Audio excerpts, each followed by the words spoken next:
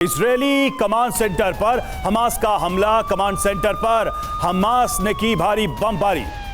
अयाश 250 missile से भीषण प्रहार किया है और कमांड सेंटर पर मिसाइल से यह अटैक किया। ये तस्वीरें आप देखिए उस मिसाइल की।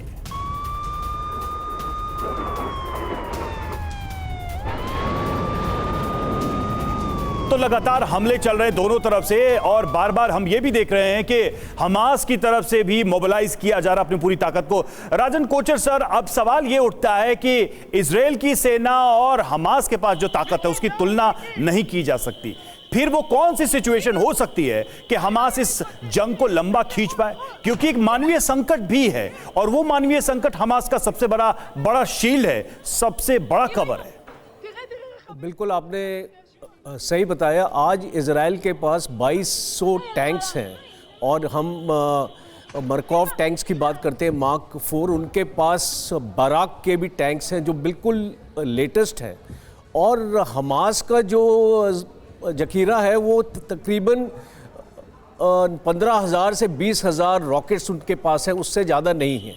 अब ये अगर लड़ाई लंबी लेके जाएगा हमास, तो इसको बाहर से रिप्लेनिशमेंट की ज़रूरत पड़ेगी, स्पेशली हज़बुल्लाह की तरफ से, बिकॉज हज़बुल्लाह के पास कोई रॉकेट्स की कमी नहीं है।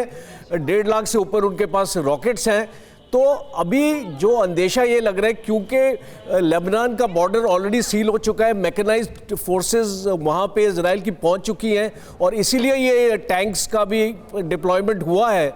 और अगर आप सी की तरफ से देखें तो वहाँ पे इजराइल की नेवी भी तैनात है और 5th फ्लीट जो अमेरिका की है और वो एयरक्राफ्ट कैरियर है, उसके साथ 10 वॉरशिप्स हैं।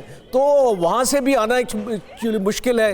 एक सीरिया का रास्ता बच जाता है। गोलान हाइट्स भी इजराइल के कब्जे में है, डोमिनेटिंग हाइट है, उससे वो डोमिनेट कर सकता है सीरिया को, पर इन्फिल्ट्रेशन फिर भी हो सकती है।